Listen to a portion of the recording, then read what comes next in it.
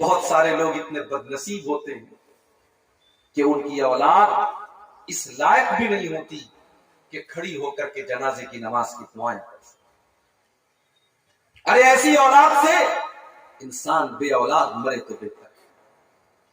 آپ نے اپنی اولاد کو اسکولوں میں پڑھایا، کالجوں میں پڑھایا، ہائی ایجوکیٹڈ بنایا، انجینئر بنا لیا، ڈاکٹر بنا لیا، ٹیچر بنا لیا، سب کچھ آپ نے بنا لیا، مگر اولاد کو اگر اس لائق نہیں بنا سکے کہ کل جنازے کی نماز آپ کی پڑھی جائے تو آپ کا بیٹا، آپ کا بچہ کھڑا ہو کر کے آپ کی مغفرت کی دعا کر سکے، تو میرے بھائیوں اس سے بڑے بدنصیب کون ہوں گے؟ اس سے تو بہتر تھا کہ آپ بے اولاد ہوتے۔ آج کتنے لوگ ان کے بچوں کو جنازے کی نماز نہیں آتی۔ میں آپ کو شرمندہ نہیں کروں گا اگر میں ابھی یہاں پر پوچھوں آپ سے کہ ذرا ہاتھ اٹھائیے کس کو جنازے کی نماز کا طریقہ آتا ہے، تو شاید بہت سارے لوگ ہاتھ نہیں اٹھا پائیں گے۔ آج ایک بڑی تعداد ایسی ہے جلسوں میں برابر جا رہی ہے، تقریریں برابر سن رہی ہے، مگر جنازے کی نماز کا طریقہ نہیں۔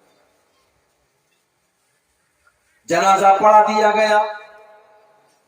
اب قبرستان میں لے کے جایا جا رہا ہے، 4 لوگوں کے کندھے پر جنازے کی چارپائی جا رہی ہے۔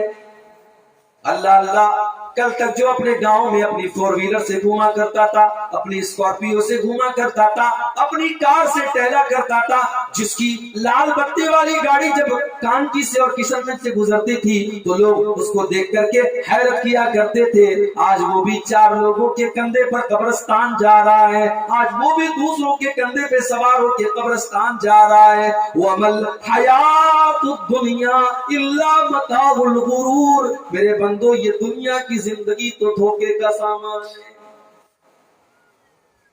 قبرستان پہنچا،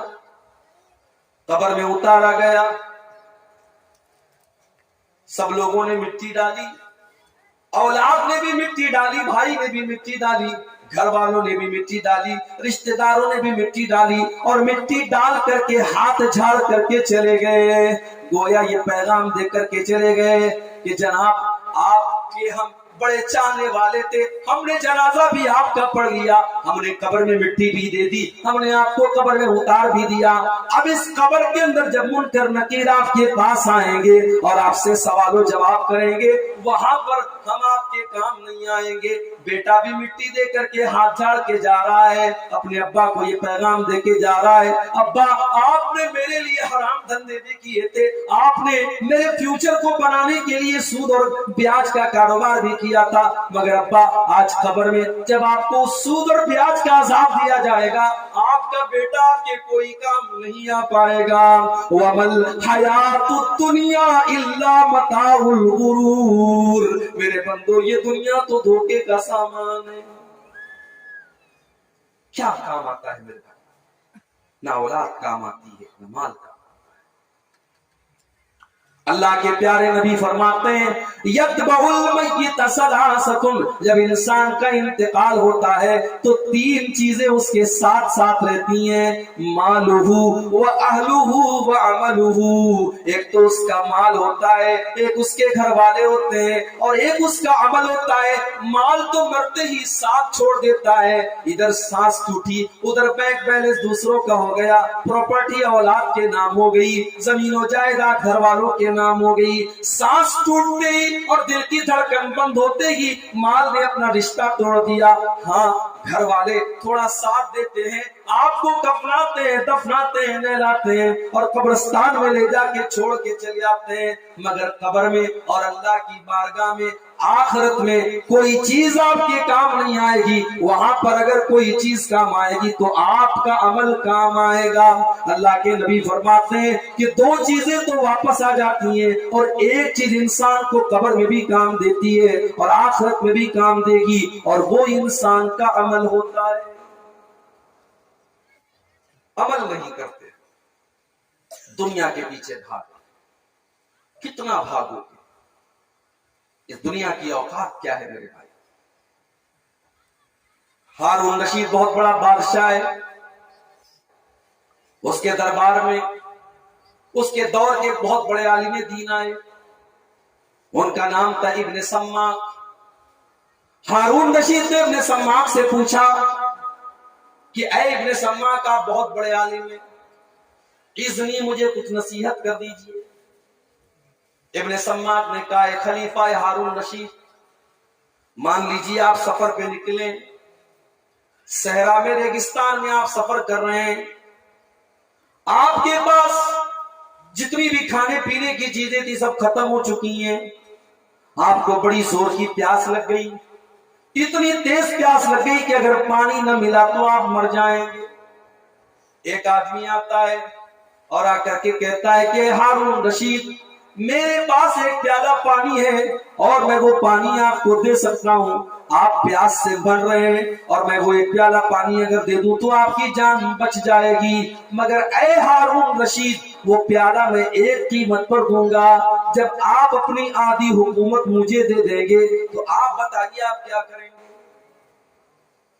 ہارون رشید نے تھوڑی دیر سوچا اور سوچنے کے بعد کہا کہ ابن سماک میں اپنی آدھی حکومت اس کو دے دوں گا، کیونکہ جان سے بڑھ کر کے حکومت تو نہیں ہے، میں اپنی زندگی بچانے کے لیے اس ایک پیالہ پانی کے لیے میں اپنی آدھی حکومت دے دوں گا۔ اس کے بعد ابن سماک نے کہا اے خلیفہ ہارون رشید اب میرے دوسرے سوال کا جواب بڑے غور سے دینا، آپ نے پانی پی لیا، اب وہ پانی آپ کے بدن میں جا کر کے اٹک گیا، اب آپ کو پیشاب کی حاجت ہے لیکن پیشاب آپ کے بدن سے پیشاب نہیں نکل رہا ہے، پیشاب رک گیا ہے اور آپ تڑپ رہے ہیں، بے چین ہو رہے ہیں، اگر وہ پیشاب آپ کو نہیں ہوا تو آپ کی جان کا خطرہ بن گیا۔ اب وہی آدمی آتا ہے اور کہتا ہے اے خلیفہ ہارون رشید میں آپ کو ایسی دوا دے سکتا ہوں اور میں ایسا طریقہ بتا سکتا ہوں کہ آپ کا جو پیشاب رکا ہے یہ پیشاب آپ کا دوبارہ نکل جائے گا اور آپ کی تکلیف دور ہو جائے گی، مگر اے ہارون رشید آپ کو باقی آدھی حکومت مجھ کو دینا پڑے گا، تو آپ کیا کریں گے؟ ہارون رشید نے تھوڑی دیر سوچا کہ کیا کروں گا، جان سے بڑھ کے تھوڑی حکومت، جان بچانا ہے، پیشاب رک گیا ہے، پیشاب نہیں ہو رہا ہے، ٹھیک ہے میں اس کو آدھا، تو اس کو پیشاب وہ اگر وہ مجھے اس بات کی گارنٹی دے گا کہ وہ میری پیشاب کرا دے گا تو میں اس کو آدھی حکومت دے گا۔ اب ابن سماک نے جو جواب دیا تھا میرے بھائیوں وہ قابل غور ہے۔ ابن سماک نے کہا اے ہارون رشید اس حکومت پر کبھی ناز نہ کرنا، کبھی غرور نہ کرنا، اس حکومت کی ویلو یہ ہے، اس حکومت کی اوقات یہ ہے کہ ایک پیالہ پانی اور پیشاب کے چند قطروں کے بدلے اس حکومت کو بیچا جا سکتا ہے۔ اے ہارون رشید جو حکومت ایک پیالہ پانی اور پیشاب کے چند قطروں کے برابر ہو اس حکومت کے اوپر تم کبھی غرور نہ کرنا۔ وَمَا الْحَيَاةُ الدُّنْيَا إِلَّا مَتَاعُ الْغُرُورِ، میرے بندو یہ دنیا تو دھوکے کا سامان ہے۔ دنیا میں ہمیں اور آپ کو کیسے زندگی گزارنا ہے اگر یہ سیکھنا ہے تو اپنے نبی سے سیکھنا۔ اللہ کے نبی چٹائی پر لیٹے ہوئے ہیں، آپ کی پیٹھ کے اوپر چٹائی کا نشان پڑ گیا ہے، صحابہ کرام یہ نقشہ دیکھ کر کے کہتے ہیں اللہ کے نبی لَوِ اتَّخَذْنَا لَكَ وِسَادَةً، اے اللہ کے نبی آپ ہم کو اجازت دیجئے ہم آپ کے لیے گدے کا انتظام کر دیں، ہم آپ کے لیے بہتر بستر کا انتظام کر دیں۔ اللہ کے پیارے نبی فرماتے ہیں او لوگوں مجھے تمہارے گدوں کی ضرورت نہیں ہے، مجھے تمہارے آرام دہ بستروں کی ضرورت نہیں ہے، ما انا الا کراکب استظل تحت شجرۃ ثم راح فترکها، ارے میں تو دنیا میں اس مسافر کی طرح آیا ہوں جو سفر پہ نکلا ہے اور راستے میں وہ آرام کرنے کے لیے لیٹا ہے، جب اس کے آرام کا ٹائم پورا ہو جائے گا وہ دوبارہ اپنے سفر کی طرف چل پڑے گا، وہ اپنی منزل کی طرف چل پڑے گا۔ وہ لوگوں یہ دنیا میری منزل نہیں ہے، یہ دنیا تو وقتی طور پر میرے آرام کرنے کی جگہ ہے، اور ہم نے کیا سمجھ کے رکھا ہے؟ ہم نے دنیا کو منزل بنا دیا ہے، ہم نے دنیا کو مقصد بنا لیا ہے۔ دنیا مقصد نہیں ہے، دنیا اللہ نے اس لیے بنائی ہے اور دنیا کی نعمتیں ہمیں اس لیے دی ہیں تاکہ ہم دنیا کے ذریعے آخرت کی تیاری کریں۔ ایک مرتبہ حضرت عمر فاروق رضی اللہ تعالیٰ عنہ اللہ کے نبی سے ملنے کے لیے آئے، نبی اکرم کے کمرے میں داخل ہوئے، کیا دیکھا کہ ایک معمولی سی چٹائی بچھی ہوئی ہے، ایک کھجور کی چھال کا بھرا ہوا تکیہ ہے، ایک پانی کا مشکیزہ ہے،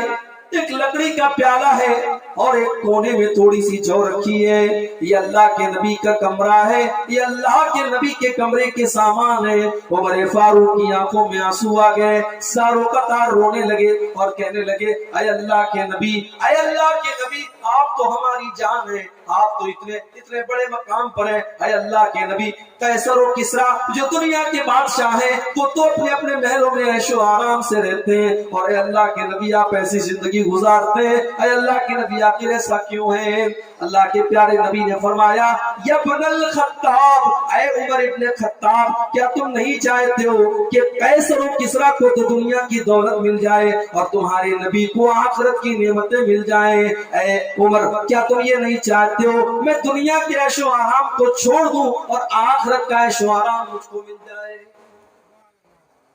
میرے بھائیوں, ہمیں اور آپ کو اپنے نبی کی زندگی کا مطالعہ کرنا چاہیے. ہمیں اور آپ کو دنیا میں کیسے زندگی گزارنا ہے.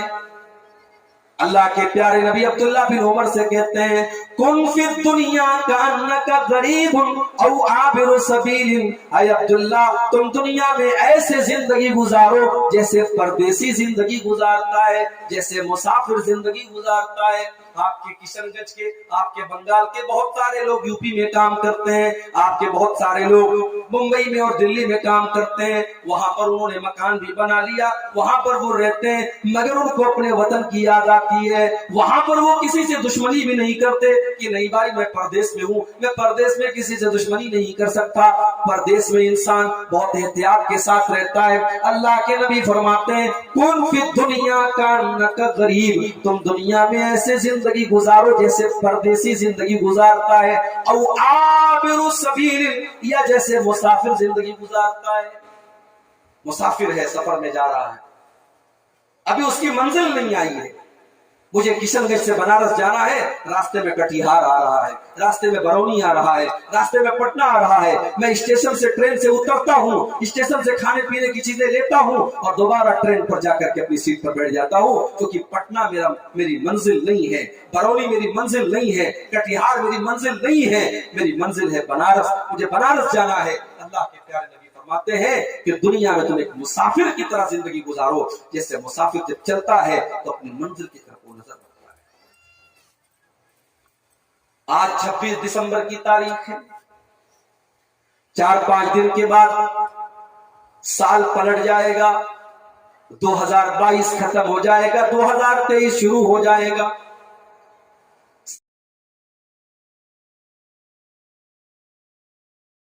ایسی موت آئے کہ لوگ کہیں کہ موت اس کی ہوئی جس کا کرے زمانہ افسوس, موت اس کی ہوئی جس کا کرے زمانہ افسوس, ورنہ دنیا میں سبھی آئے ہیں مرنے کے. دوسرا واقعہ میرے ساتھ ہوا ممبئی کی سرزمین پر. ہمارے بڑے اچھے دوست رہتے تھے مولانا عبدالرحمان ساجد سلفی, بہت اچھے وقتہ تھے, خطیب تھے, مقرر تھے. آپ کے بنگال میں بھی جلسوں میں جاتے تھے, بہار میں بھی کئی سفر انہوں نے کیا تھا, میرے ساتھ بھی کئی سفر ان کا ہوا تھا. بنارس بھی ایک مرتبہ میں نے ان کو بلایا تھا. بہت اچھے خوبصورت نوجوان تھے, بہت اچھی تقریر کرتے تھے, بڑی میٹھی زبان تھی ان کی. ممبئی میں ایک مسجد کے اندر وہ امام تھے, امامت کراتے تھے. ان کا پروگرام تھا پونا میں تقریر کرتے ہیں. رات کو 11 بجے ان کی تقریر ختم ہوتی ہے اور پونا سے وہ ٹیکسی کے اوپر سوار ہوتے ہیں تاکہ جلدی سے ممبئی پہنچ جائیں. ممبئی میں وہ مسجد کے امام تھے اور مسجد کے امام کے لیے بہت ساری ڈیوٹی ہوتی ہے. ہو سکتا ہے کہ ان کو یہ فکر نہیں ہو کہ مجھے اپنی مسجد میں ٹائم سے پہنچنا ہے, اس لیے راتوں رات ان کو نکلنا پڑ گیا. انہوں نے ٹیکسی کی سواری کی اور ممبئی اور پونا کے ہائی وے پر گاڑی پوری سپیڈ سے چل رہی ہے. میرے پیارے ساتھیوں, ادھر مولانا عبدالرحمان صاحب اپنی آنکھوں میں اپنے گھر, اپنے بیوی بچوں کے پاس پہنچنے کا خمار لے کے جا رہے ہیں. ادھر اللہ تعالیٰ موت کے فرشتے کو بھیج رہا ہے. پونا کے ہائی وے کے 11 بجے پونا سے مولانا عبدالرحمان صاحب ممبئی کے لیے نکلتے ہیں اور 11:30 بجے اسی پونا کے ہائی وے پر اچانک بڑا خطرناک ایکسیڈنٹ ہوتا ہے. اور کسی گاڑی سے ان کی ٹیکسی ٹکرا جاتی ہے، ہو سکتا ہے کہیں راستے میں ڈائیورژن رہا ہو، ورنہ ہائی وے پر تو ایک ہی سائڈ میں گاڑی چلتی ہے، ہو سکتا ہے کہ ڈائیورژن رہا ہو اور اچانک سامنے سے گاڑی آ جاتی ہے، ڈرائیور نے اپنا بیلنس کھو دیا، اتنا خطرناک حادثہ ہو جاتا ہے کہ اس گاڑی کے اندر 6 لوگوں میں سے 5 لوگوں کی آن دا اسپاٹ موت ہو جاتی ہے، 5 لوگوں کا انتقال ہو جاتا ہے، مولانا عبد الرحمان صاحب کا بھی انتقال ہو جاتا ہے۔ ان کی لاش کا فوٹو آتا ہے، دل دہل جاتا ہے میرے بھائیوں، خوبصورت چہرہ جو لہو لعان ہے، جب وہ فوٹو ان کی بیوی کے پاس پہنچا ہوگا، سوچو ان کی بیوی کے دل پر کیا گزری ہوگی، ان کے 2 3 سال کے 2 بچے تھے، ان بچوں نے جب اپنے باپ کو اس حال میں دیکھا ہوگا تو ان کے اوپر کیا گزری ہوگی۔ میرے پیارے نوجوان ساتھیوں، اپنی جوانی کو تم جیسے تیسے گزار رہے ہو، نہیں وَشَبَابَكَ قَبْلَ حَرَمِكَ، اپنی جوانی کی قدر کرو اس کے پہلے کہ بڑھاپا آ جائے۔ ہو سکتا ہے کہ جوانی میں اللہ آپ کو بلا لے، اور جب اللہ بلا لے گا، جب موت کا فرشتہ آ جائے گا تو 1 منٹ بھی آپ کو مہلت ملنے والی نہیں ہے۔ حَتَّى إِذَا جَاءَ أَحَدَهُمُ الْمَوْتُ قَالَ رَبِّ ارْجِعُونِ، جب موت آئے گی انسان کہے گا اے اللہ مجھے ایک موقع اور دے دے، ایک بار تو دنیا میں اور بھیج دے، لعلی اعمل صالحا، تاکہ میں نیک عمل کر کے تجھ کو راضی کر لوں، اے اللہ میں اچھا عمل کر کے تجھ کو راضی کر لوں۔ کلا انہا کلمۃ هو قائلها، اللہ فرمائے گا نہیں میرے بندے، تیری یہ آرزو پوری ہونے والی نہیں ہے۔ وَمِن وَرَائِهِمْ بَرْزَخٌ إِلَى يَوْمِ يُبْعَثُونَ، اب تو تجھے قیامت تک قبر میں رہنا ہے، اب تجھے برزخ کی زندگی میں اپنے عمل کے مطابق اپنی قبر میں تجھے حساب و کتاب دینا ہے، اب قبر میں تیرے ساتھ وہی معاملہ ہوگا جیسا تیرا عمل رہا ہوگا۔ ہم لوگ تو اتنے کٹھور ہو چکے ہیں کہ ہمیں تو قبرستان میں بھی ڈر نہیں لگتا، قبرستان میں بھی ہمیں موت یاد نہیں آتی، قبرستان میں بیٹھ کر کے لوگ جوا کھیلتے ہیں، قبرستان میں بیٹھ کر کے لوگ شراب پیتے ہیں، قبرستان میں بیٹھ کر کے موبائل پر ننگی تصویریں دیکھتے ہیں۔ میرے پیارے ساتھیوں، یہ عبرت کی جا ہے، تماشا نہیں ہے، یہ قبرستان تو عبرت کی جگہ ہے، ہمیں تو قبرستان میں بھی عبرت نصیب نہیں ہوتی۔ ابن ماجہ کی روایت ہے، ایک انصاری صحابی کا جنازہ تھا، صحابی کی لاش کو قبر میں ڈالا گیا، جنازے کو قبر میں ڈالا جا رہا ہے، اللہ کے پیارے نبی اپنے صحابہ کو لے کر کے سائڈ میں بیٹھے ہوئے ہیں، اچانک آپ کی آنکھوں سے آنسو بہنے لگتے ہیں۔ جب آپ نے قبر کے بارے میں سوچا، جب قبر کے اندر ہونے والے حالات کے بارے میں سوچا، اللہ کے پیارے نبی کی آنکھوں سے آنسو بہنے لگتے ہیں اور اتنا روتے حتی بلت سرا، آپ کے آنسو سے وہاں کی زمین بھیگ جاتی ہے۔ اس کے بعد اللہ کے نبی اپنے صحابہ سے کہتے ہیں لمثل ھذا فاعدوا یا اخوانی، اے میرے صحابہ اس قبر کی تیاری کرو، یہاں تم سب کو آنا ہے۔ اسی لیے حضرت عثمان غنی رضی اللہ تعالیٰ عنہ جب کسی قبر کے پاس سے گزرتے تھے، جب کسی قبر کو دیکھتے تھے تو زار و قطار رونے لگتے تھے۔ سوال کرنے والے سوال کرتے تھے اے عثمان غنی کیا بات ہے، آپ قبر کو دیکھ کر کے رونے کیوں لگتے ہیں؟ کیا بات ہے، جنت کی باتیں ہوتی ہیں تو آپ نہیں روتے ہیں، جہنم کی باتیں ہوتی ہیں تو آپ نہیں روتے ہیں، لیکن قبر کو دیکھ کر کے آپ رونے لگتے ہیں، کیا بات ہے؟ عثمان غنی کہتے ہیں او لوگوں، میں نے اپنے نبی کو یہ فرماتے ہوئے سنا ہے ان القبر اول منزل من منازل الاخرہ، بے شک یہ قبر آخرت کی پہلی سیڑھی ہے، یہ آخرت کی پہلی منزل ہے، جس نے اس کو پار کر لیا اس کے لیے آگے کی منزلیں بھی آسان ہیں۔ ہمیں نہ قبر یاد ہے، ہمیں نہ آخرت یاد ہے، ہمیں تو یہ لگتا ہے کہ صاحب ہماری دولت تو ہمیشہ ہمارے کام آئے، ہمیشہ نہیں کام آئے، آپ کی جوانی ہمیشہ نہیں رہے۔ اور جب اللہ کی نافرمانی کرنے کا دماغ میں خیال آئے اور دل میں خیال آئے تو یہ سوچو کہ اگر اسی نافرمانی کی حالت میں، اسی گناہ کی حالت میں اگر موت آ گئی تو اللہ کو کیا